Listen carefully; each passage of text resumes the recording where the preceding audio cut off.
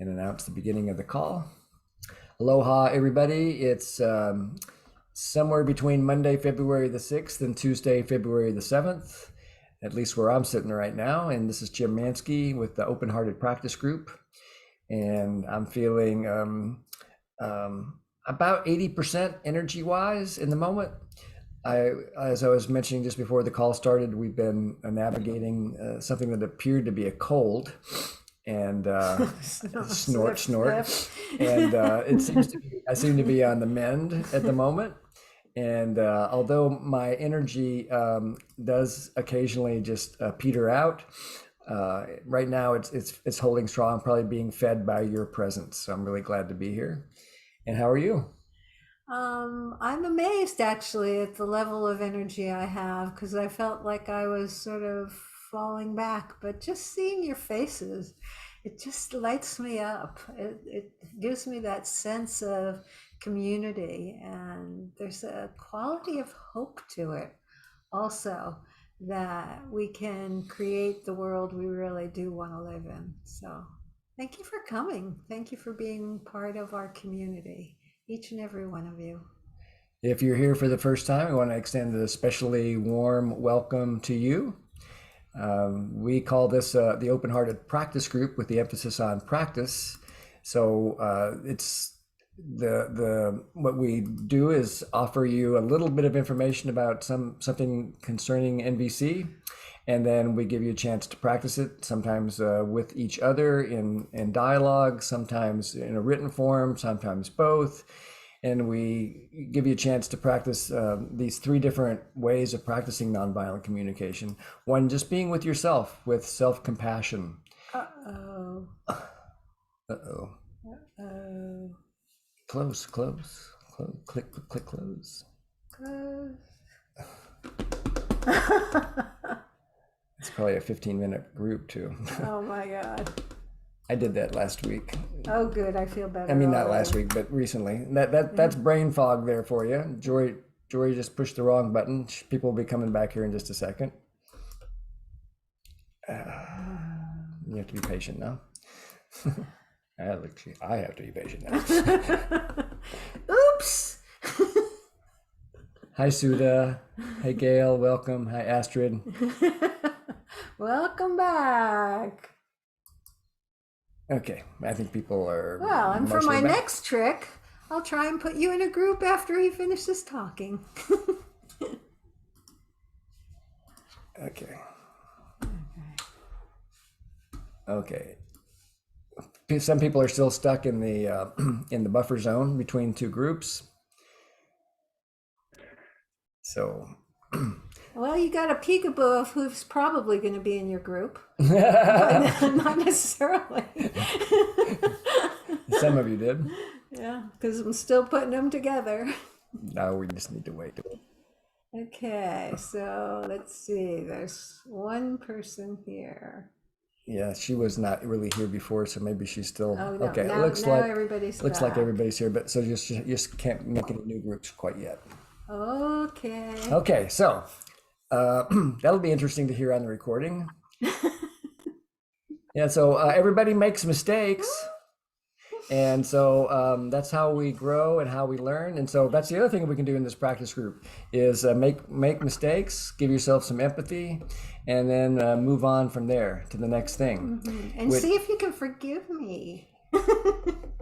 I mean, forgive yourself and forgive other people too, and our humanness. Yeah. Uh-huh. So didn't Marshall say enjoy messing up? I don't remember that one. Yeah, enjoy messing up. That's right. You didn't remember that? The other thing he said is that the goal of practicing NVC is not to be perfect, but to become progressively less stupid. And so that's what we're aiming to do, is just become progressively less stupid. I'm an expert at that, at least the stupid part. And so let's practice a little self-connection, and then we'll put you in small groups after I'm done with the self-connection exercise. Yes, sir. So let's just rest and relax for a minute. So you can do this exercise with your eyes open or your eyes closed, whichever you prefer. I'm going to do it with my eyes closed because my brain could use a little bit of rest.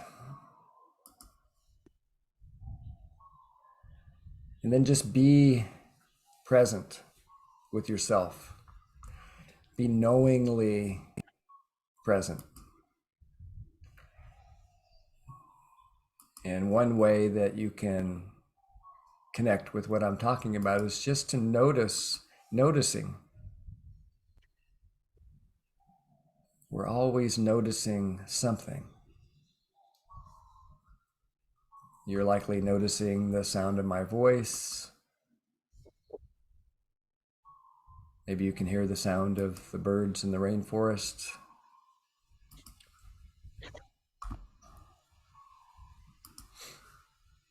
Maybe you can hear Jory clicking as she's making the groups.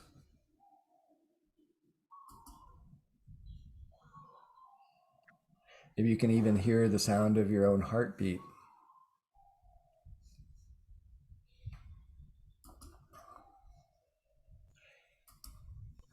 Even if your eyes are closed, you might notice what you see. You might see patterns of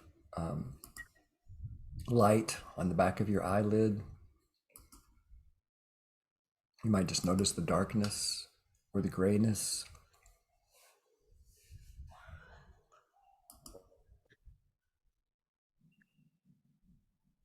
You might be noticing some other perceptions through your skin, like the movement of air or the temperature.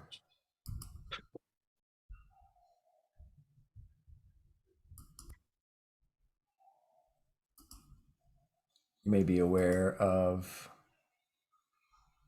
aromas in your environment.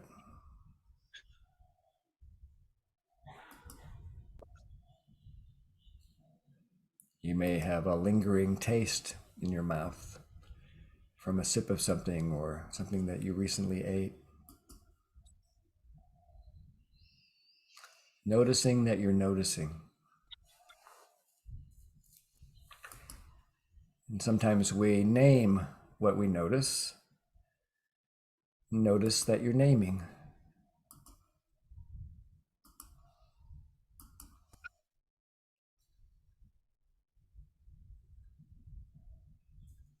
And also notice sensations in the body.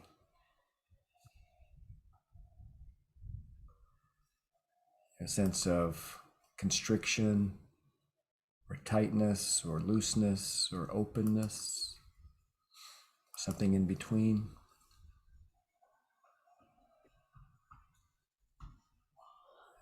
A general sense of pleasure or pain.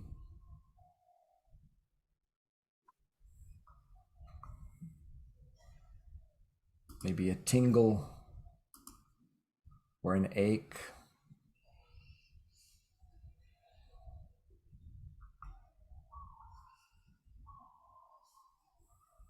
Maybe a sense of warmth or coolness inside your body. You might notice how the inside of your body, the sensations change with your breath.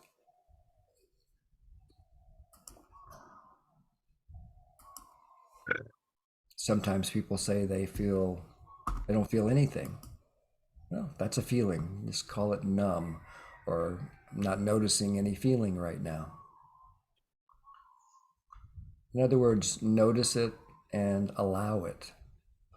Allow these sensations to be in your experience. Become spacious.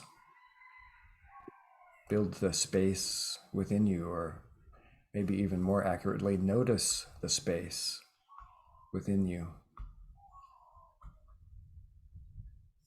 that holds these perceptions and sensations. And notice how they just flow, they just come in and go out.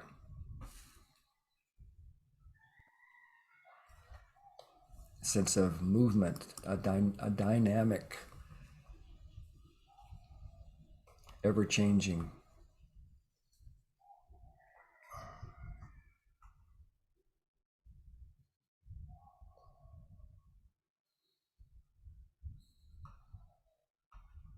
You may be aware of emotions, noticing emotions coming. Been talking for about 4 or 5 minutes now. Maybe some of you are feeling the emotion of boredom, or maybe you're intrigued or curious, or you're wondering what might happen next. Maybe you're feeling grateful for this chance just to slow down and be with yourself. Maybe you're noticing another emotion. First, notice and allow it.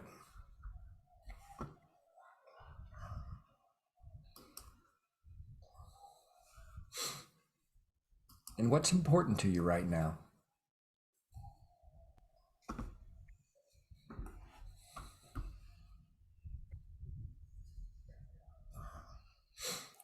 What needs are alive in you?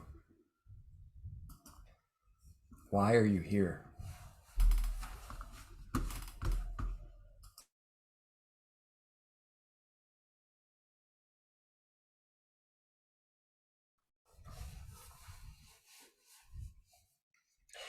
So first you notice this energy of the need, and then maybe you name it for yourself. And maybe you're here for learning or for growth.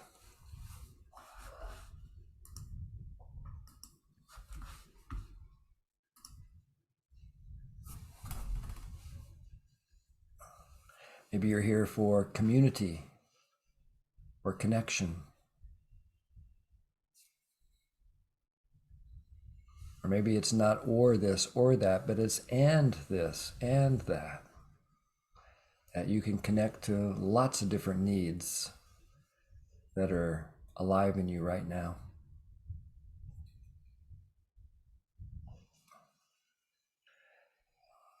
First, notice this energy of needs. Maybe it's helpful to name it. Allow yourself to have these needs. Human beings have needs.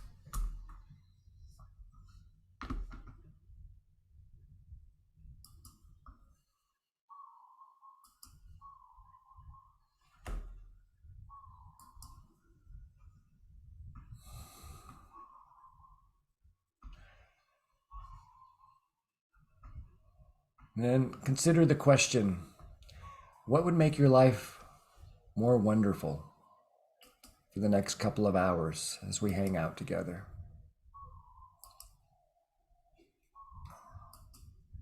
It might start with a wish.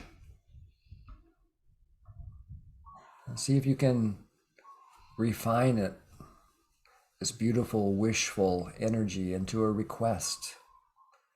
What specifically could you do that might enhance your experience of this practice group?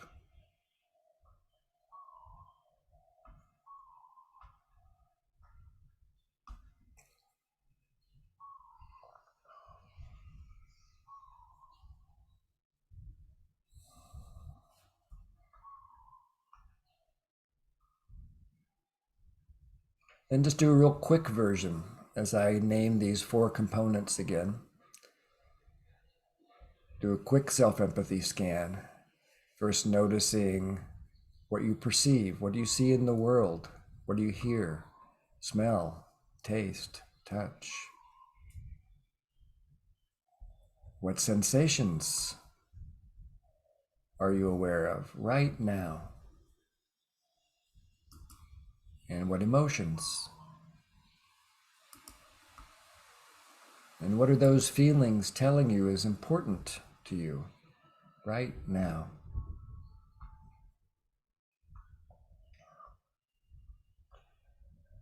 And what would make your life more wonderful from now on?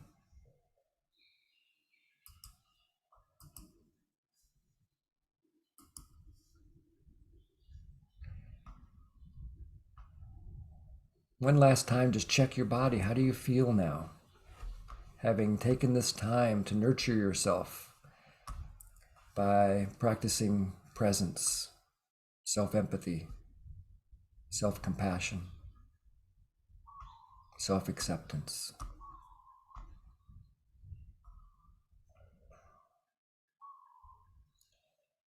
And maybe express a gratitude to yourself for your attention.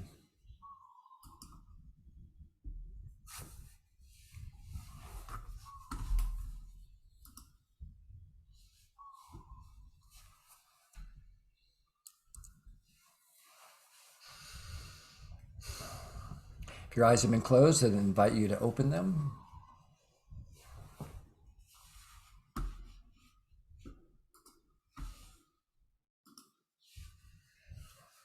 And Jory's been busy making small groups for us. And there's a chance for you to connect with maybe some old friends or maybe meet some new friends. And the idea in this small group is just to introduce yourself and share your honest experience of how you are in this moment. Maybe it's in response to this exercise or something else that's at the top of your mind, top of your heart.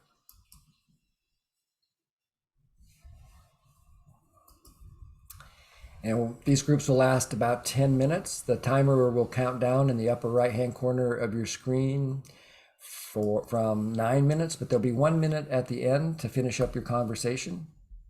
And then we'll all zoom back here and find out what happens next.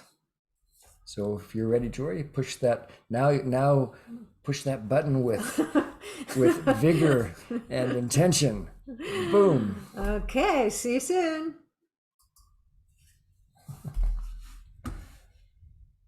I appreciate your sharing and also feel the compassion for what it's like to be a parent of a teenager. Thank you.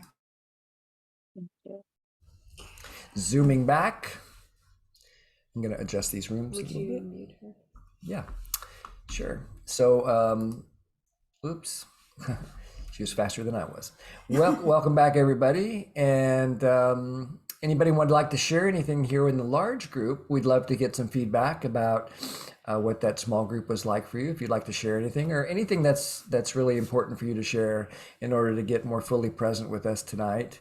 Or this evening or this morning or whatever time of the day it is for you. So if you don't know how to raise your hand, you can use the little reaction button on the bottom of your screen and you click on that and it opens up a little menu and you can raise your hand. And if you have the newest version of Zoom and you have this particular feature activated, you'll see this little arrow next to the smiley face and you can check that thing that says recognized hand gestures. And that's new and cool. So you can just raise your hand like that. If you keep your hand up long enough, like I'm doing right now, boom, my hand goes up. So that's pretty cool. So let me lower, let me lower my hand. Yeah, that was me. Okay. So anybody wants to raise your hand, you can try that. You can also do the same thing with a thumbs up. It might recognize that if you have that new feature on Zoom installed on your computer. We do recognize a new toy.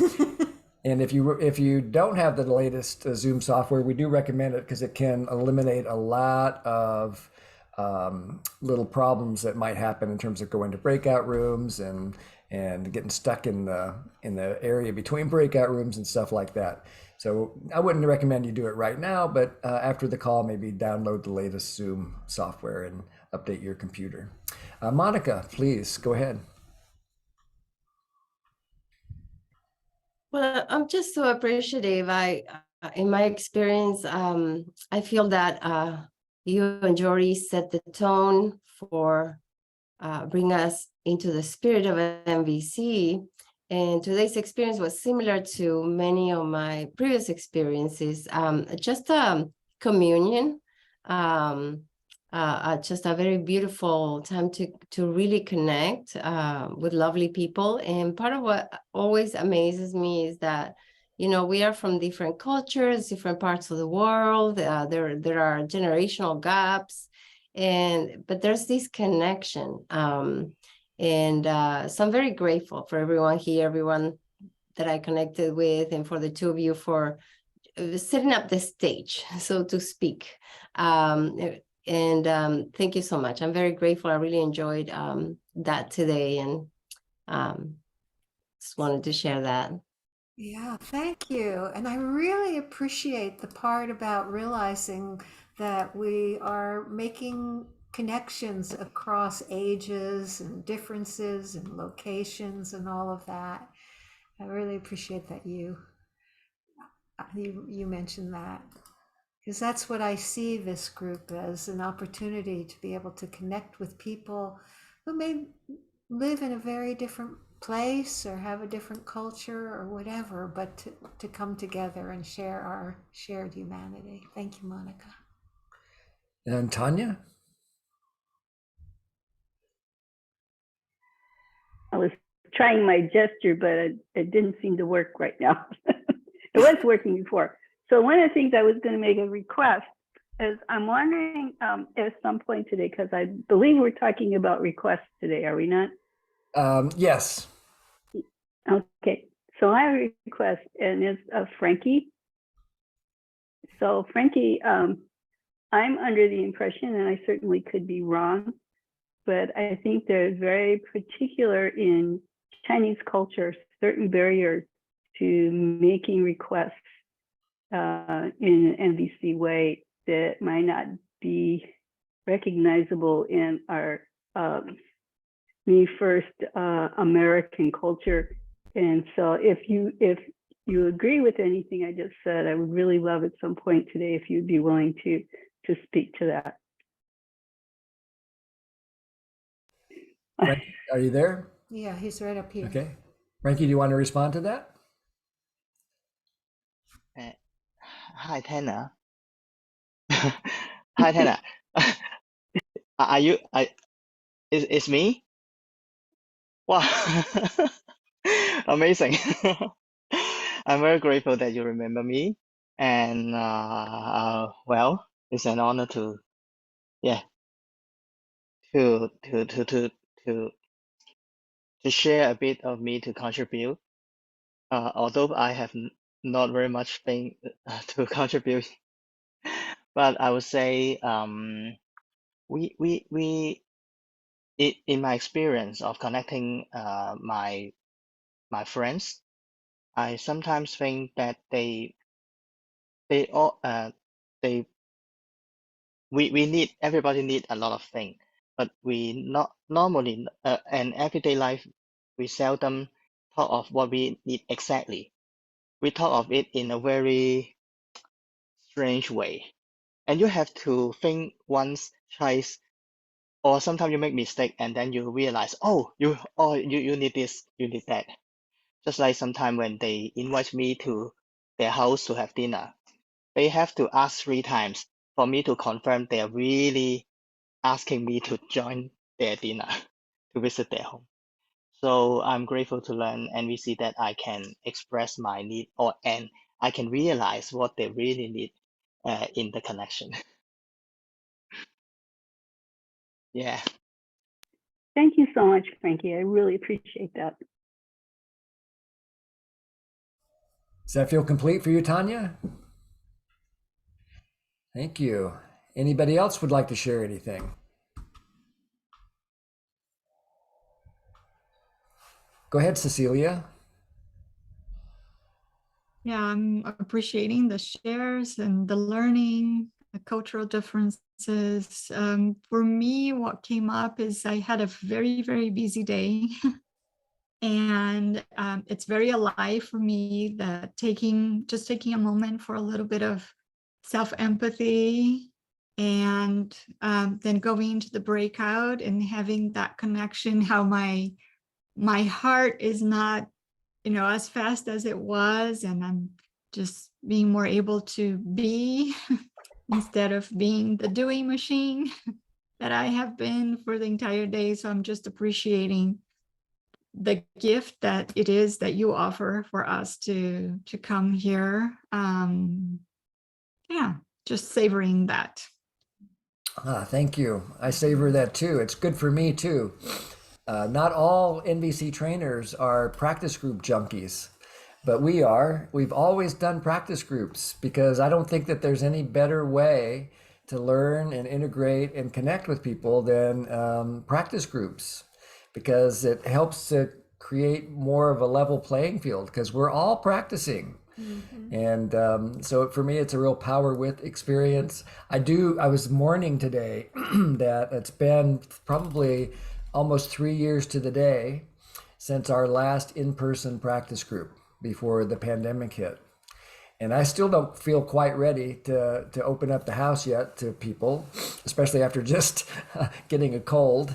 And but I'm just making space in my heart to mourn that what's missing around being with people and practicing NVC together. So if that's happening in your neighborhood, please support local practice groups. If you don't have a practice group and you feel safe and ready to connect with people again live, start a practice group. That's how we started. We didn't know anything about NVC other than we saw Marshall one time and we just started doing a practice group. And so I really recommend that as a way to really deepen integration of nonviolent communication. Anybody else have anything to share before we dive into the topic of today? Okay, so we've been working on relationships for the last, I think this is the 5th week of this series called iGiraffes. And we've been spending the last few weeks on on setting ourselves up to get to agreements. In order to really make wholehearted agreements, though, we need to know how to stop demanding, which we did a couple of weeks ago, to really refine our own skill set around not making demands of others. Demand in NVC just means that if you don't do what I say, I'm going to want to punish you in some way, either by withholding love or taking something away from you or some other kind of punishment. So we spent a week on refining that urge to punish and seeing if we could turn that more into a request energy. And then last, we also worked on transforming the first layer of submission, which is when we hear something that we have to do, and we just do it whether we want to or not, whether it's really connected to our needs. And so today we'll do the final part of that, which is the setup to move into making agreements. And part of the practice of today is to be able to take the first step towards making agreements. So we'll see how far we get. So we start with practice. So think of a relationship that matters to you. So it could be a marriage, could be another kind of romantic partnership, or it could be a business relationship. It could be something with your kids or your parents or a coworker, a boss. And just think of somebody that asks you to do things, especially asks you to do things that maybe you don't want to do.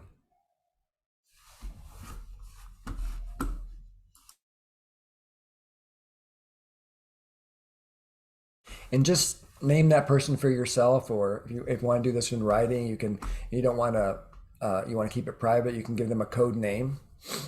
You can call him Jim. It's okay with me. So first you name the person, and the purpose of thinking specifically is it's going to help you to make your observation more crystal clear, because this is a relationship that matters to you. This is somebody that you have an ongoing experience of involvement with. And so these are the places where we need the support in being able to say a wholehearted yes, which is what we covered last week, and today to say no in nonviolent communication.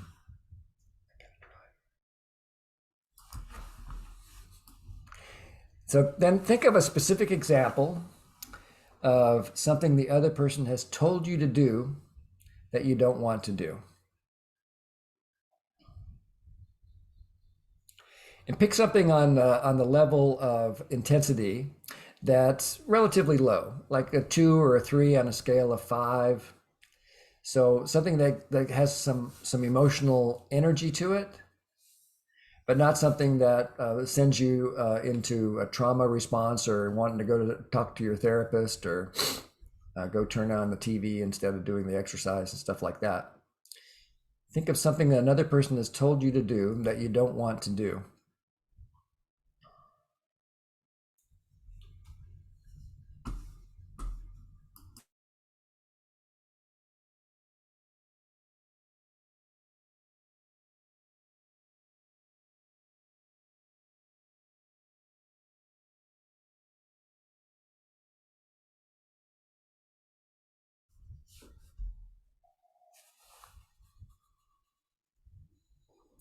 Does anybody need any help with this piece? You can raise your hand or just open your mic and say, I can't think of something. If you can't think of something, you can just imagine something or go, use your imagination about something you can imagine somebody might ask you to do that you don't want to do. Usually this is a pretty easy observation for people to make. Jim, Yeah. can it be something they do that they kind of assume, they don't make an explicit request, but they sort of assume that you will do what Like they want? Like an unspoken request? Mm-hmm. Correct, yes. Yeah, you could try it. Let's see what you learn. Yeah, Okie doke, thank you. yeah, you have a sense that there's an expectation there, so that will actually work for this particular. Yeah, I'm yeah. remind me at the end and let me know how it works. Mhm. Maybe we'll include this Okay, from now on. thank you. And Yeah, Leslie, and Leslie, you had your hand up. Did you have a question or did that answer? Yeah, it was similar. It's more of an unspoken demand Okay. that I should put up with something in the house that I don't want to. Okay. I mean, that I should be accepting of it. So would that work? Oh, sure. Yes. In fact, it might actually be helpful, especially for people that are here in this group that come from more we cultures, because a lot of these expectations are not spoken out loud. But you probably know what I mean. I've been learning some lessons. I have a group of Japanese people in a pod, and I got a great lesson yesterday in the how important context is for certain kinds of communication, especially in Japan and other Asian countries. That as a Westerner, I don't have that level of sophistication to catch these things. And so, you probably have a deeper understanding of this kind of expectation. If that's what you want to try working with, that's great. Thank you. And I see Cecilia, you have your hand up. Mm-hmm. yeah, I mean, on a similar note, I think the example I'm planning to try and work with is actually I get a complaint, Yeah. which is a request in Yeah. disguise. Uh-huh. Yes. Very clear. Yeah. So see if you can now clarify the observation even more. Oh, let me stop here and Okay, check in with Karen. Karen first. Go ahead, Karen. I want to clarify. This includes, I think, I'm guessing, a poorly worded ask, like the situation that I'm in, headed into is where I am given a lot of don'ts. Yeah. Uh-huh. Yeah. Yes. Don't do. Yes, Absolutely. that Yeah. fits Yeah. Okay, okay, Yeah. thank you. Don't walk in the house with your shoes on. It might be Yeah. one you might hear in Hawaii. So, and then see if you can turn it into a clear observation concerning behavior. So what this means is, what do you hear? And if it's not something that you hear, what do you tell yourself that the expectation is? So now you have to make an observation about your own thinking, or maybe maybe that's enough to say, and see if that gives you enough clarity. What's the observation specifically? Jim, do you mean what this trigger on me? Yeah, what's triggering you? Yeah. Yeah, what's triggering you. you? That's a good way of putting it. What's stimulating you? So, for example, somebody like Jory and I, sometimes we battle over the mouse during these meetings, and so I could use that as an observation. You know, she's got her hand on the mouse, and I want the mouse because there's something I know what I need to do next, but she's got it and she won't quite give it to me, and so we have a little Or vice versa. we have a little tug of war about the mouse. And so that would be Jory and Jim both have their hand on the mouse and they both want to drive the mouse at the same moment. So that would be an observation concerning behavior. That Yeah. doesn't involve any words. Right, and just to put yourself in that situation rather than talk about what someone else's conflict is. Yeah. Anybody else need any help with this particular step? I still need a bit of help. On this one, for example, my observation would have been I get irritated by one of the person, yeah, because I cannot hold the mouse. That will be my observation. It's a behavior thing, but you more like said the fact, not what triggers on me. Am I getting this wrong or right? Yeah. Stick with the facts first. Although, if that's hard for you, you could say, I'm telling myself this person won't let me use the mouse. Because once you add the phrase, I'm telling myself, then your thoughts become an observation. Your triggered thinking becomes an observation once you own it. And to Thank you, Jim. So if I understand correctly, this will be more like I feel that she doesn't let me live free or something like that. That makes more sense than I'm frustrated with what she's expecting or. Yes. Stick with. So I'm frustrated with what she's expecting would be more, you're starting to get into the feeling, which is very important. But why? Why are you frustrated? What are you noticing with your eyes? I feel like I cannot live freely. But at why? my own way. What's the evidence? How do you know that this other person doesn't want you to live freely? No, it's just what I assume. That's, I assume that whatever the person expects me, it goes with their wishes. But for me, it doesn't feel like I'm free. I understand. If I follow how do you know that that's their wish? I don't think it's their wish.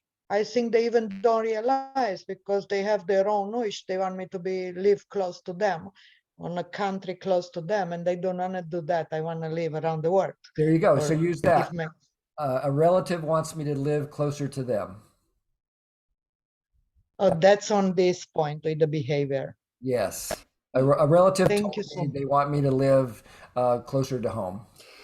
And the facts, when we say the facts, we're talking about observation, not opinion in any way, just the observation are the facts.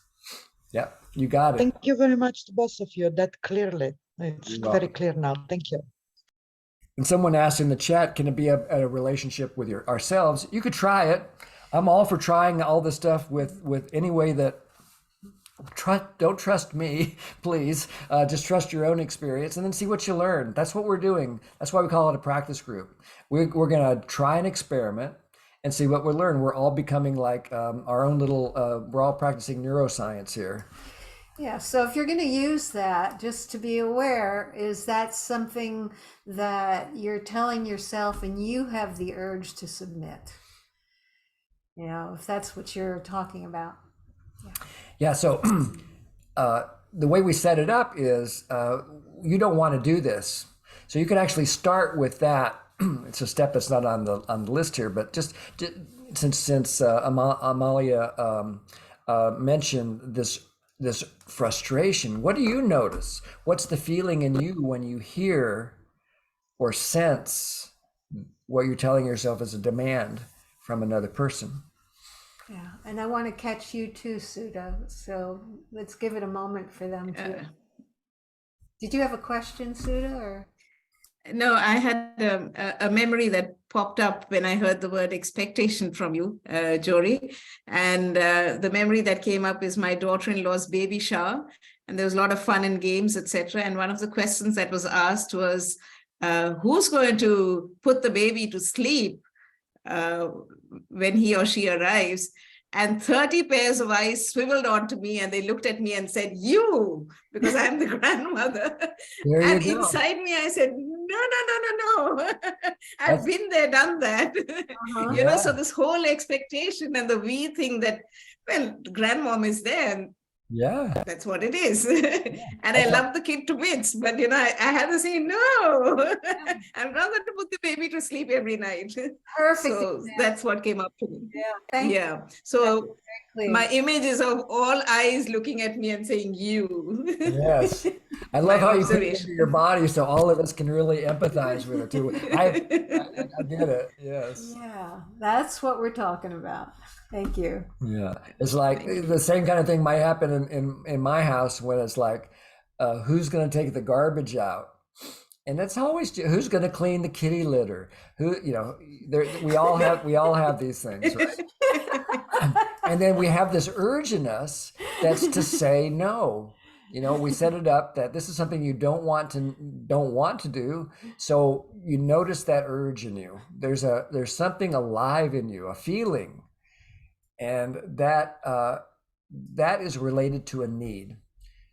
So And I think it's also about the expectation without asking me whether I'm willing to do it, you know. So that for me was somewhere in Sitwell. Yes. When we have a sense, especially if we tell ourselves, this was happening to me last night. I was tired from my cold, and you know, here it's like 9:30 at night, and I'm really tired, but there are things that Jim has to do. Because Jim's the only one who does it. If Jim doesn't do it, it's not going to get done. And I'm muttering to myself this whole thing. So that's where my suffering is. It's not that the cat needs to be fed or get its medicine rubbed on its ear.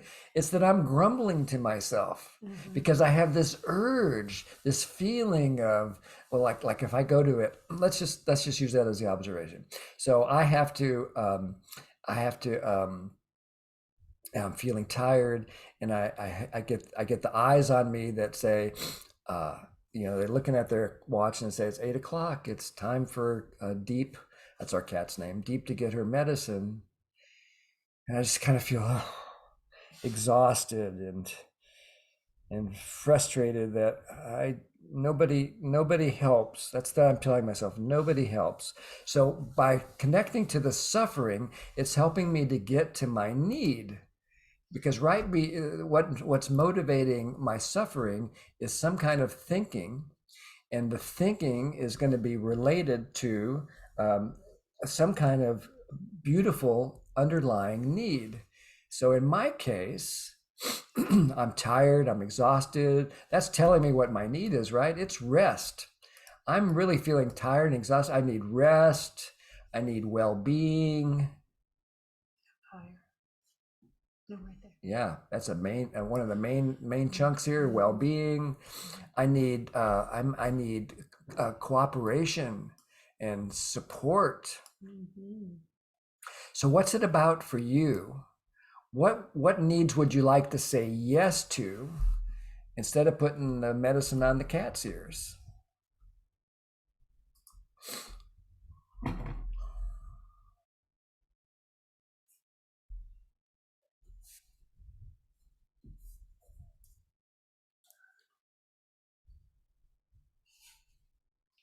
You have to.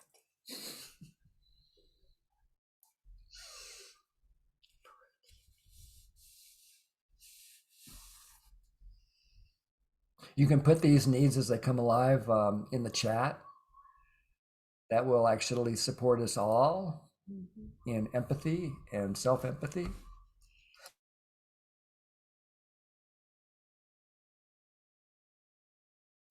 And just for clarity, these are words that point to needs. They're not the needs or the only words that point to needs. If you're connecting to something that's not on this list, to just ask yourself, And if I had that, is there something else underneath that? And just to go to the place where you really get connected to what matters at the heart of it. Yeah, like if I was, you might start with a strategy, in other words. And so if that was me, and what it was going on in my brain last night would be something like, I need somebody else to put the cat's medicine on her ear tonight. Okay, so if somebody else put the cat's medicine on her ear tonight, what would that mean to me? It would need that. It would meet my need for support. So it takes me right back to support, but I'm actually using my own demand to get me there. Mm-hmm. So there's nothing wrong with making a demand. You just utilize the demand to get you to what's more likely to make, everybody's life more wonderful, which is to connect to the need. What's it about for you?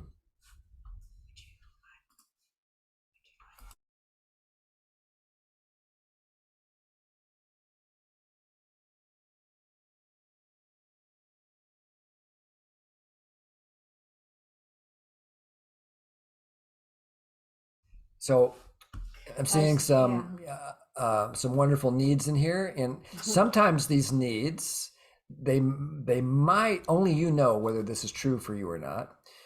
So sometimes we have a need like consideration, which is, nobody put that in here, but Yes, there is a there it consideration. Consideration, or to be heard or to be seen. These kinds of needs sometimes are strategies. If we attach a particular person to doing a particular thing in order to meet our need, then it becomes a strategy. So you can do Jory's process of if then. So I need Jory to put the cat's medicine on her ear tonight. I need to be seen for my own exhaustion. So if Jory saw my exhaustion, what would that mean to me? Oh, that would actually, I actually feel that in my body, just like a little jolt of, that would be empathy. That really supports me in connecting to my need for empathy for myself, of my exhaustion and my tiredness, and how much I need choice and support. Yeah, and what I do is I ask myself, I choose something like support or whatever it is, and then I ask myself, I sit with it and I say, and if I had support, is there something else underneath that that's important? So, because you really want to get to the heart of it, the depth of it, and just ask yourself that until the whole body knows when you've really landed on what the need is. It's like almost a sigh of relief that you're really know what matters. Yeah. And so I'm going to empathize with Estella here. She says to be asked if I'm willing to do things their way. And Estella, I'm curious if it was me, if I asked you to do things in the way that I would like, so would that meet your need maybe for mutuality? That's often the word used in NVC, or connection, or inclusion somehow. Or respect. Yeah, to be, yes, respect, to be seen, taken into consideration, Consideration. to have some space, to be able to take space in the and Boom, now you're there. Now you're there. Before you say she's there, I want to check. And if you had that space, is there something else underneath that? Yeah, I think I would need space to be able to rest and to be able to say no to the request. Right. And if you said no, or you took rest, is there something else underneath that? I think maybe the need for support, to have some support for my own challenges that I'm experiencing. I was relating to the exhaustion piece that Jim brought up, for having had a long day and then being asked to do more. just felt like too much. Yeah, so just notice if you weren't asked to do more, what's the deeper meaning of that? Rest, leisure, ease, Yeah.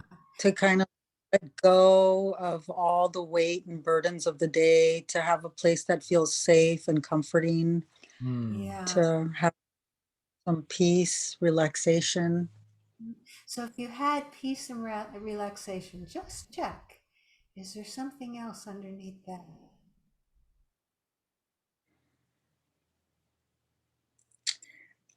I think a place, well, I guess we could just keep going here. Well, there's a Yes. place. Maybe you've landed already, but it's that when you actually go, ah, yeah, that peace. Feels like it would allow my emotions to have some space, like to be able to kind of to release, to be able to release,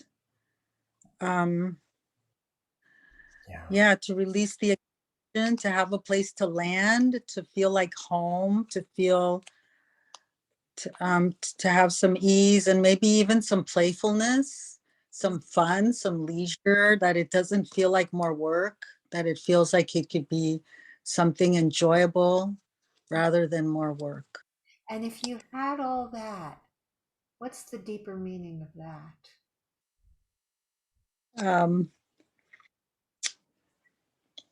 I don't know, to matter, to feel like my needs matter, like I'm matter, to matter. like Just care, yeah. loved.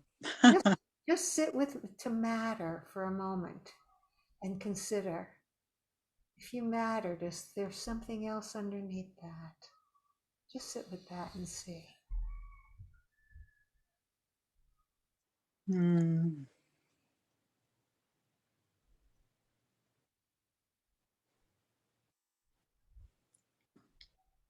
Well, I think for me, it comes back to kind of wanting to be able to hold myself, wanting to be able to, wanting to be able to sort of like put my own arms around myself and say, it's okay, you're okay, like everything's okay, like to just have that like space to just be with myself and hold myself in that space.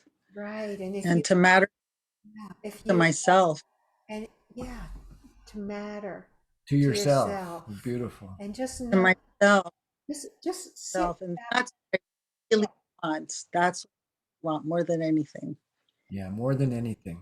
Yeah. And just sit with it for a moment, to matter to yourself. Just take that in. Just notice. And notice whether that really feels like an aha, or is there something else underneath that? That's it. Yeah. Okay. But notice when it's it. Yeah. You know what that feels like when you go, oh yeah, that's it. And you can sink into it.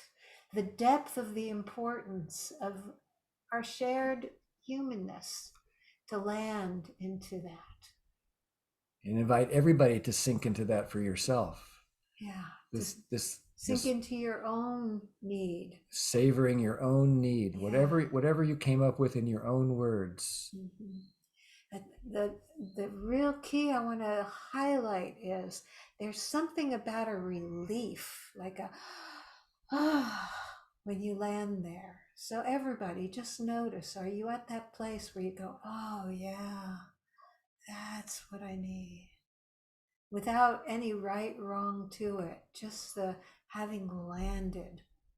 It's a really important piece to be able to connect to what it is at the heart of it, not the thought of it anymore, at the heart of it.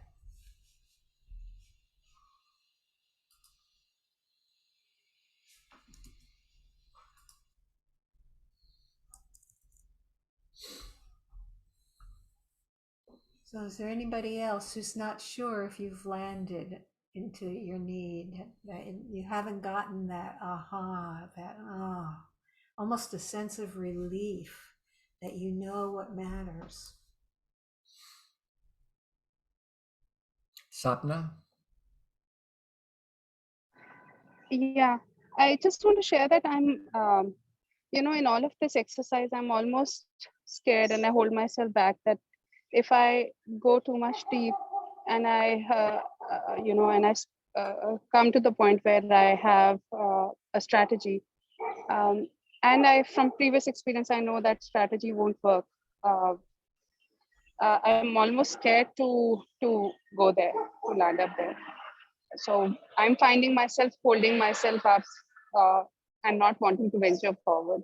Just Sure. wanted to share that. Thank you. And thank you for taking care of yourself and being the guardian of your own, the protector of your own experience. And you choose how far, how deep you want to go. Yeah, and to make the distinction between the strategy and the value or the need. Thank you for sharing, Sapna. Is that complete for you or is there more? Yeah, I was also actually looking for some advice if it's, if it could be coming. Yeah, my advice is that you follow your own heart and just keep unpeeling in the way that we were just practicing at a pace that works for you. Sometimes for me, it's best to do it with a friend, to call an empathy buddy or be with a friend, or to do it in my journaling.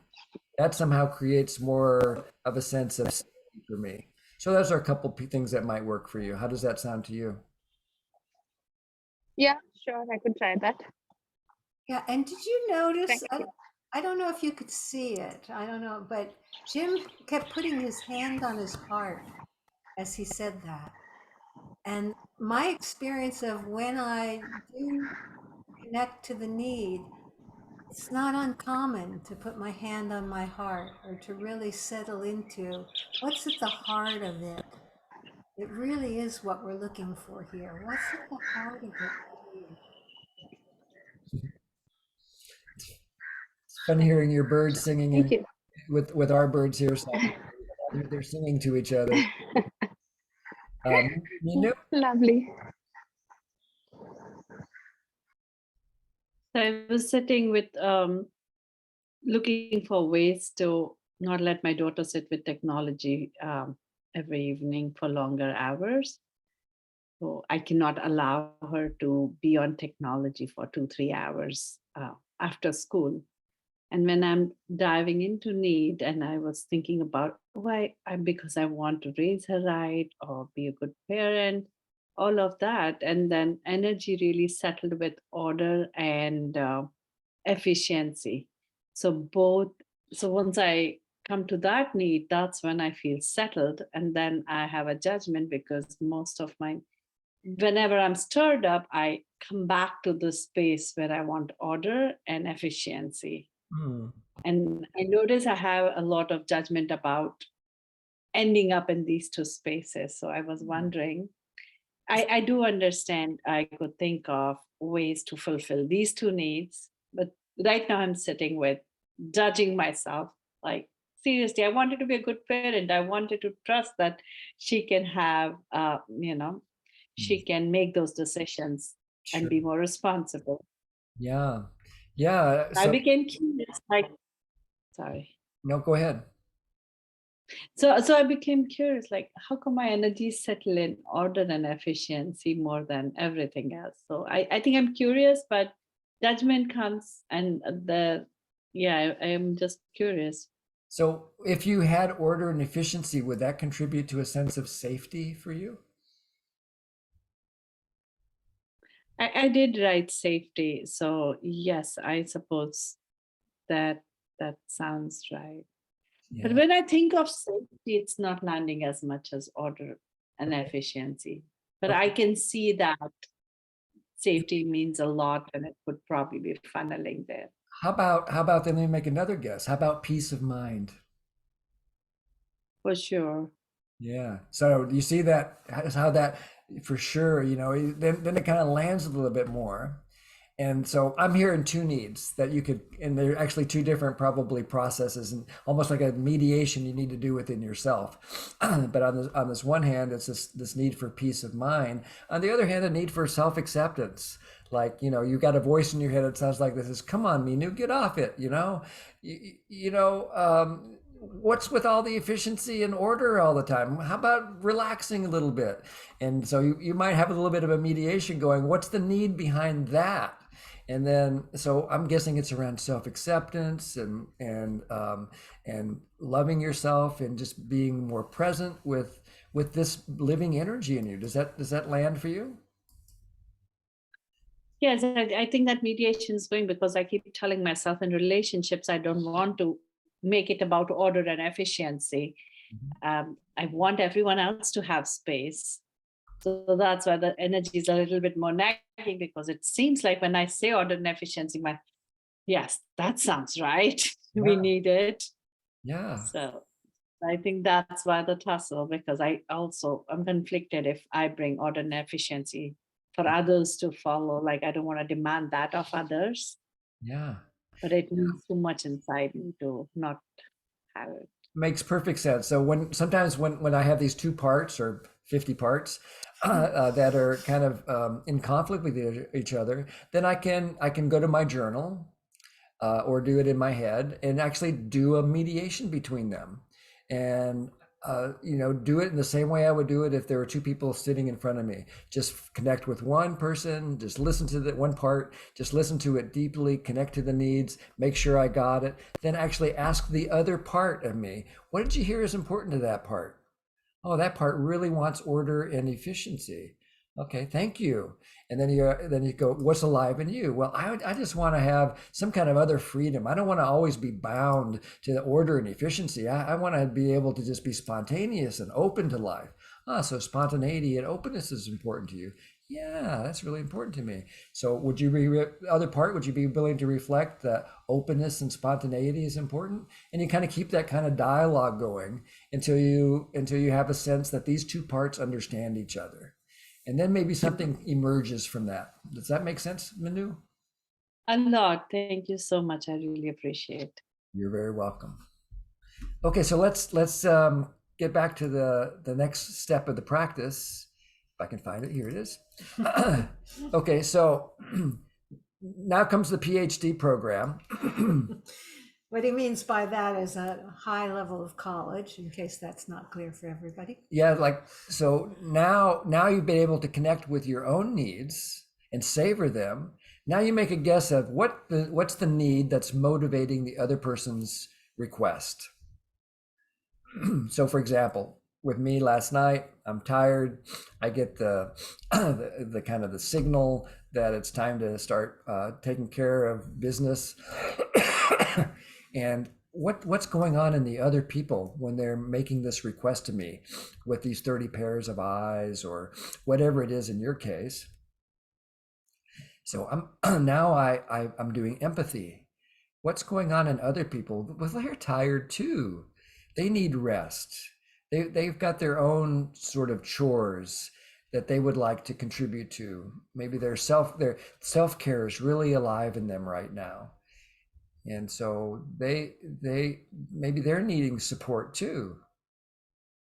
I don't know if any of this stuff is true, but it's helping me to relax a little bit as I empathize with what might be going on in the other person. So that's your next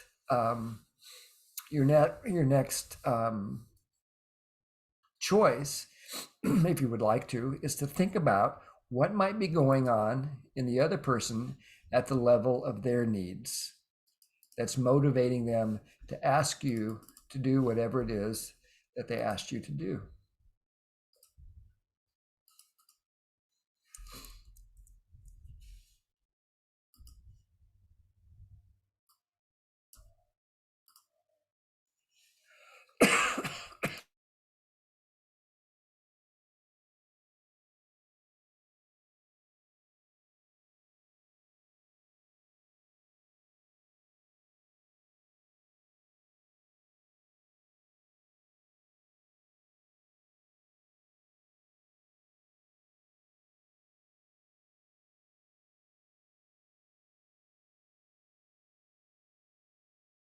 You can make these needs guesses in the chat. You don't have to be right in your guess. You don't even have to get any reassurance in this moment anyway that you're guessing right. The empathy is in the guessing. This is what it looks like and feels like and sounds like to open your heart to another person's experience.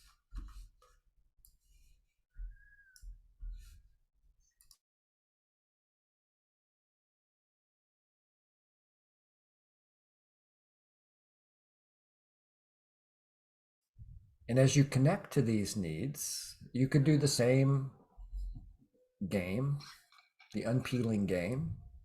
If they had that, what would that mean to them? What's the deeper meaning?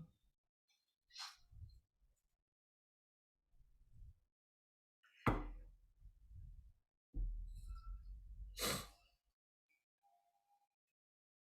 then just check. Do you have that need too?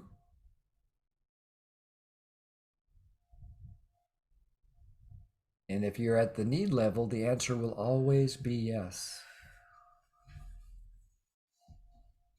And that's the point of connection.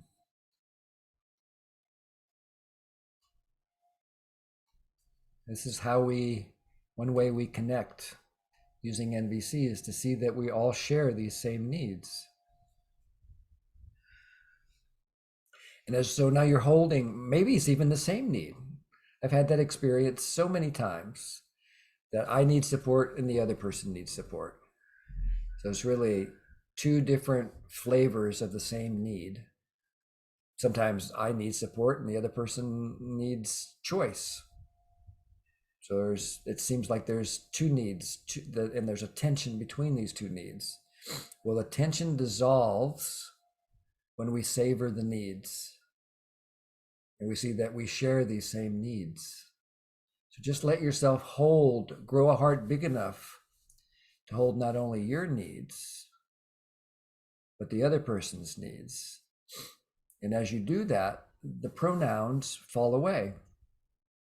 They're not your needs and their needs, they're just needs. There's the need for support, the need for contribution, the need for freedom. And you let yourself stew, cook in those needs.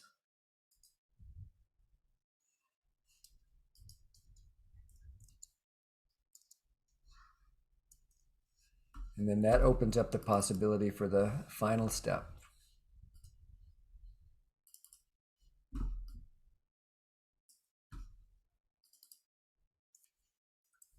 What could you propose that might contribute to both your needs and the other person's needs? What could you propose that might contribute to both your needs and the other person's needs?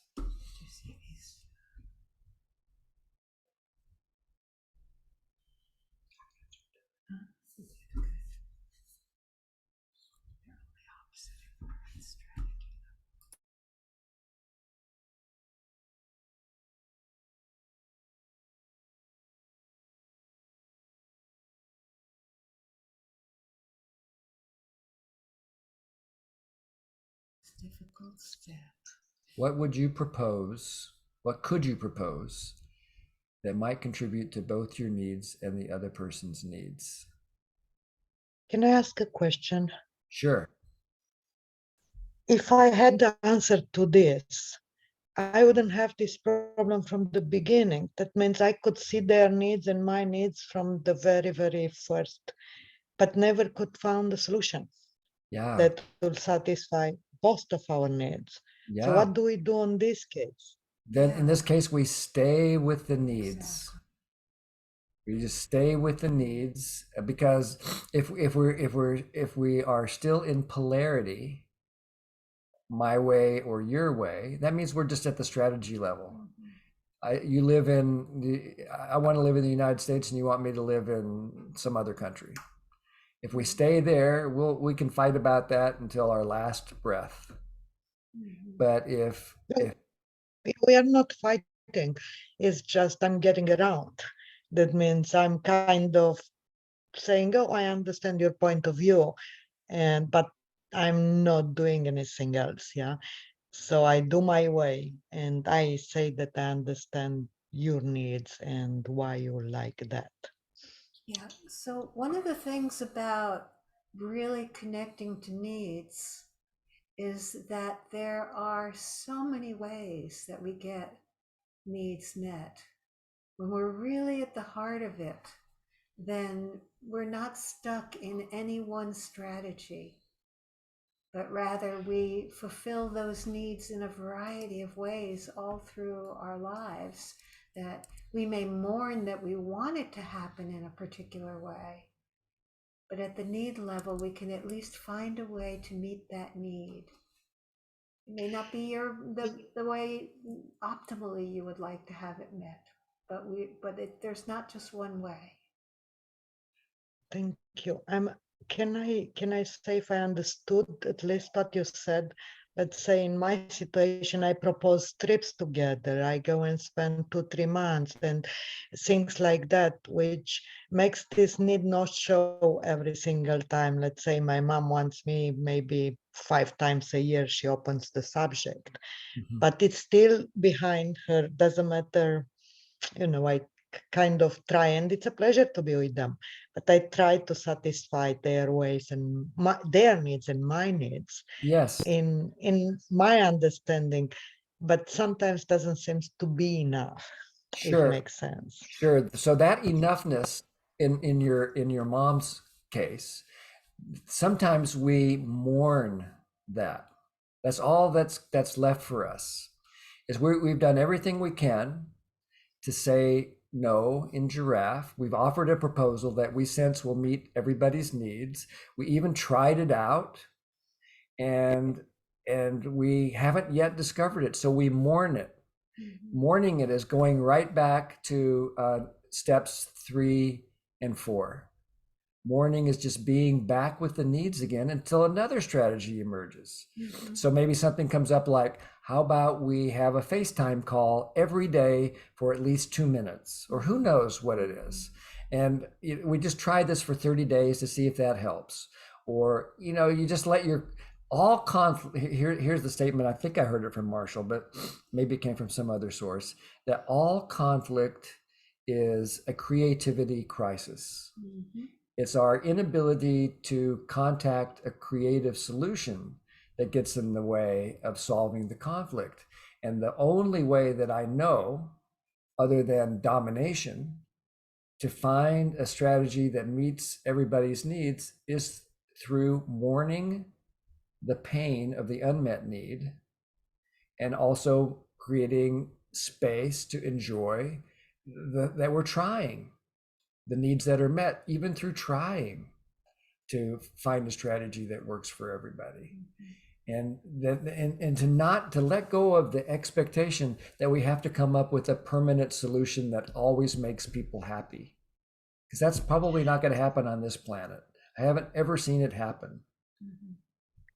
And just Thank you. And just to be really, really clear, that when we're at the needs level, there are all kinds of ways to actually meet that need.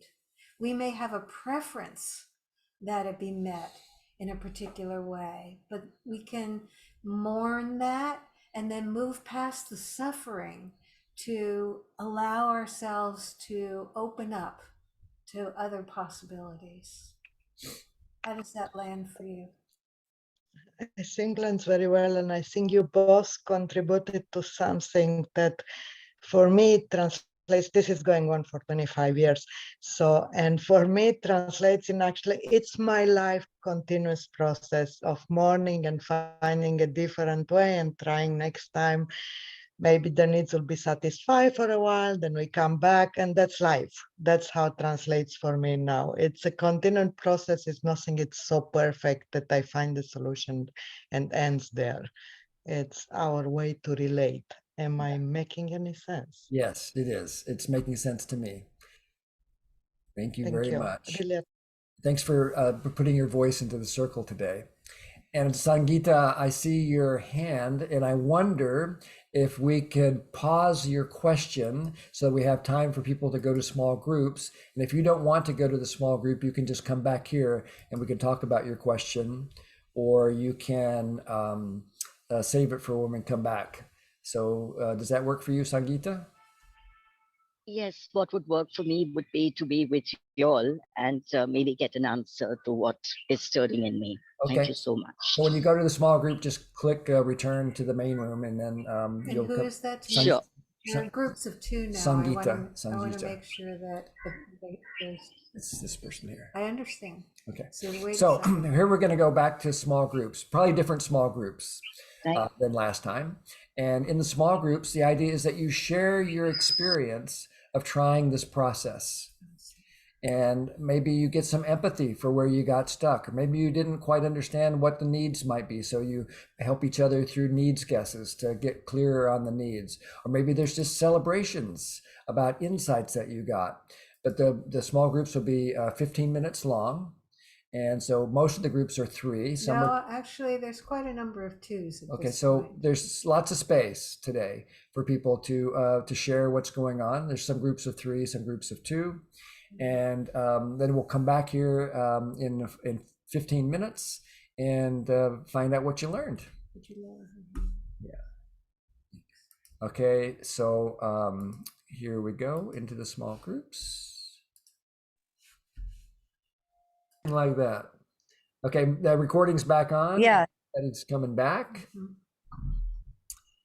Okay, 15 minutes goes by so fast, but I'm so curious to hear from at least 2 or 3 people about what you're taking away from the practice so far today. So if there's something you'd like to share, please raise your hand. It could be either something that's really working about it or something that you're still stuck on, but I'd especially love to hear. Go ahead, Tanya. As I was listening, it wasn't in the small group, but as I was listening in this large group, what kept coming back to me is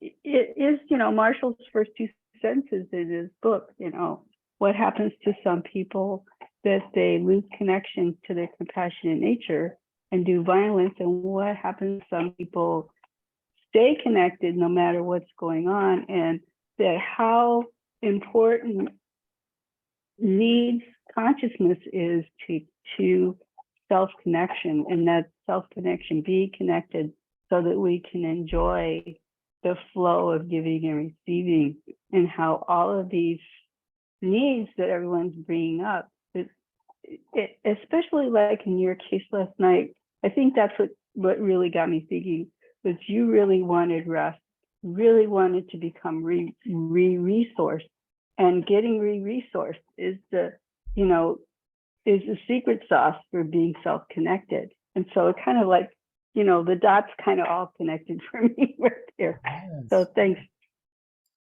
Yes, thank you. Thank you, Tanya. And Siva.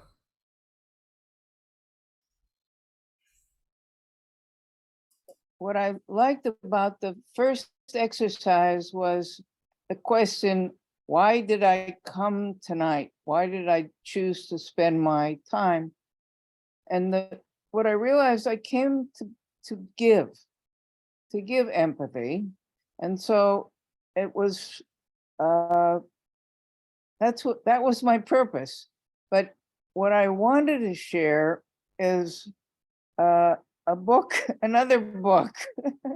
You love to And that contribute, is- don't you, Siva? I really enjoy that about you. You love to give. Yeah.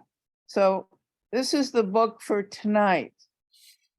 And it's called Holy Rascals. It's by Rami Shapiro, and I highly recommend it for everybody, because he's talking about religions. He's studied many religions, and they all get their power by making you wrong about something. And then because they're making you wrong, they have the cure for it. And that's how they get their power. Oh, I see. That sounds like a fascinating book. Could you put it into the chat so that I'll be able to find it later? Yeah. Yes, I will. Thank you, Okay, Siva. thank you. You love to contribute, Siva. Thank you so Thank much. you. I love books. Go ahead, David. Oh, hello. Thank you for the group tonight. As far as the interaction and the session goes, profited greatly because there other participant had some very good insights into when in a relationship that sometimes the person's emotional state, the other person's emotional state may be extreme in the form of, and maybe language that's threatening or may interfere in the other person. And just recognizing and making an assessment that at this point, at this time, this person has no capability to meet my needs. Yeah. And I had the same experience, but it wasn't necessarily with respect to emotions that were aimed at me, but rather manipulative behaviors, or what they call gaslighting is what happened to me. And I discovered that the person had not the means or the skills or the temperament to meet my needs. Yeah. So what I came away with was lovingly detached in a mature and healthy manner, as opposed to the lesson I learned is how important that is, as opposed to avoiding and just ignoring, not processing and not learning from the experience. Wow. So I profited greatly from the person with whom I worked, and I appreciate the opportunity. Thank you.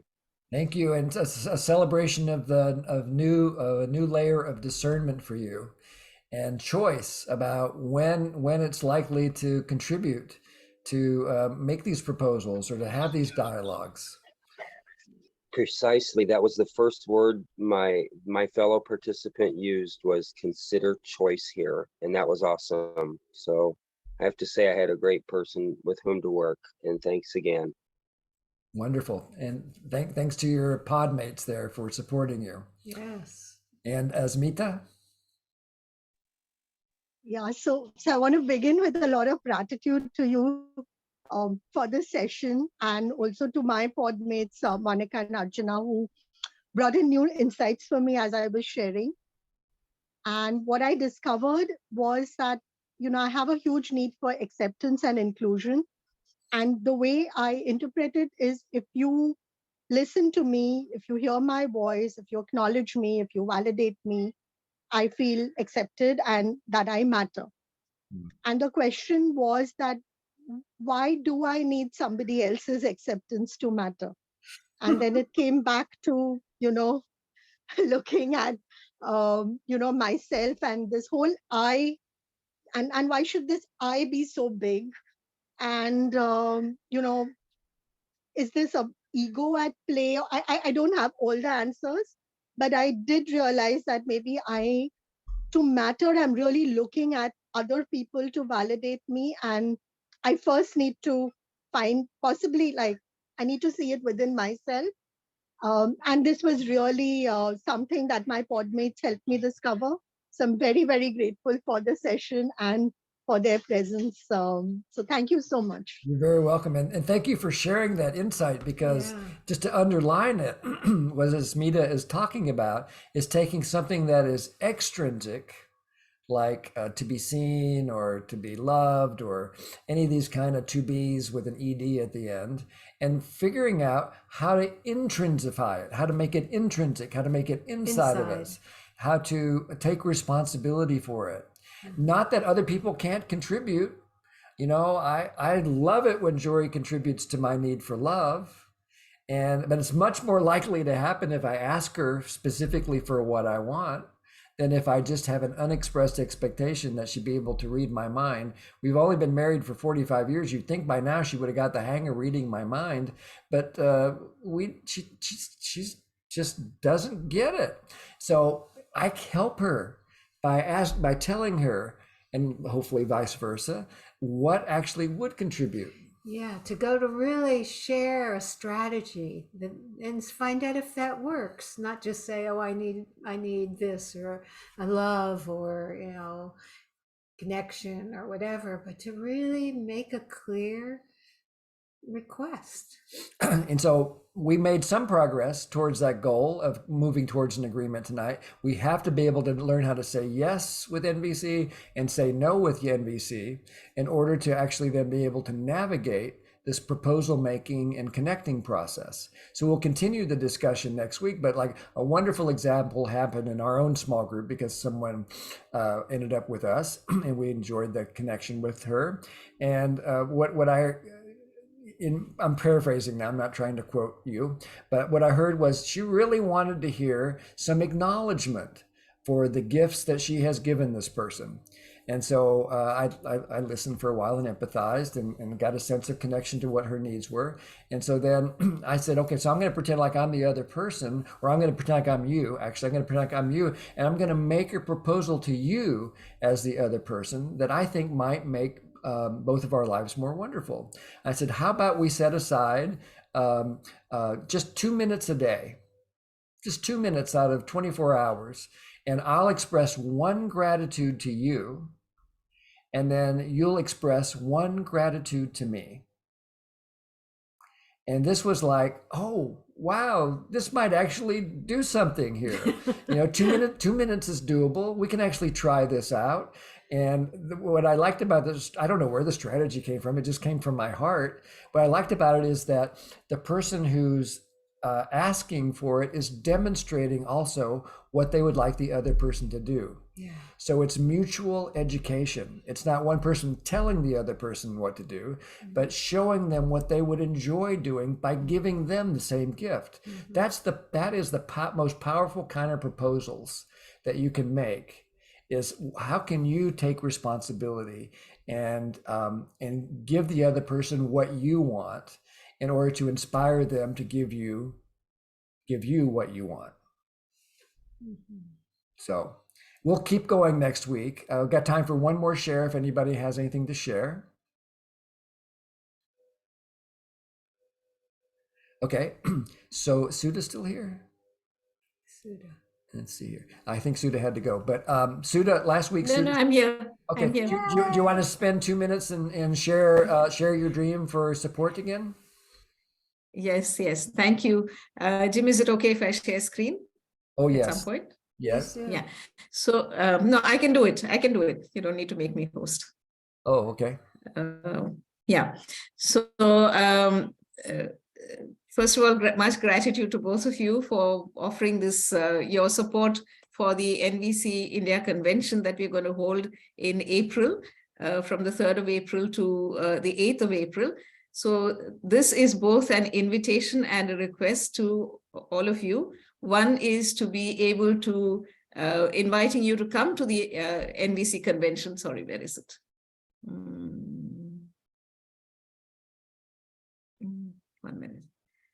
Let me just share the screen. Yeah. This is the International Convention, Nonviolent Communication, and we are a trust that is organizing it this time. We've been running the convention for the past 12 or 13 years.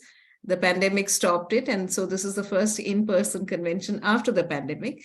The convention is typically modeled on what the IIT is, which is more or less the plan of the convention, where we have a gathering in the morning and in the evening, and we have different sessions offered by trainers across the who have agreed to come to India. So, a heartfelt invitation for you to join the convention and come to India. It's being held at a very, very beautiful venue in Panchgani, which is to the west of India near Bombay, Pune. So this is an invitation for you to join us between the 3rd of April and the 8th of April. And the second thing is a request to you. We would like to offer scholarships to at least 20 people who are here. And the NVC Trust, being a fledgling organization, does not have the financial resources as of now. We plan to be more self-sufficient as the years roll by.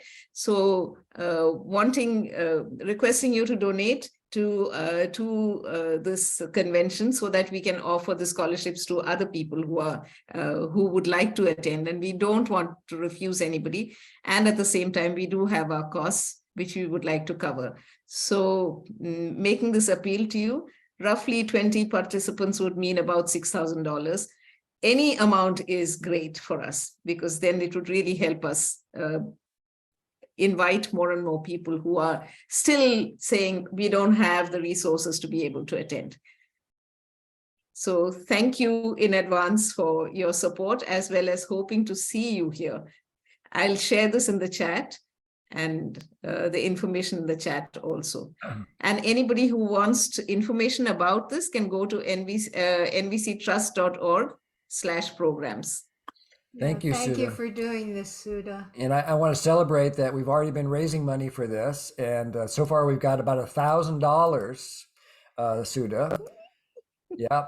Oh, wow. Hopefully this request will stimulate more support for you and this wonderful group of people gathering in India. Jory and I had the pleasure of going to that convention a few years ago.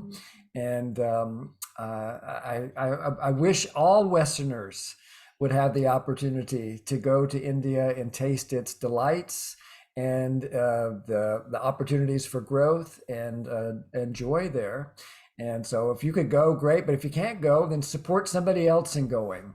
We'll match any donations that you want to make. You can send your donations through our PayPal account, which are there in the chat. And did you hit return? I did. Oh, good. And we will make sure that they go on to we haven't quite figured out how to get the money to Sudha yet, but we'll figure it out. Yeah. And so thank you for your support in that, and thanks for all the work. I know what it's like to organize something like that, so I really appreciate all that you're doing, Sudha. Thank you. As we mentioned at the beginning of the call, we record all of these classes, and that's how you can get to the link. Those links there will take you to the recordings. I was slow last week because I've been a little bit sick, but the last weeks are there. The last 2 weeks are up there now, so you can catch up with how to help to heal the demand energy inside of you, as well as how to say yes in giraffe, or in nonviolent communication.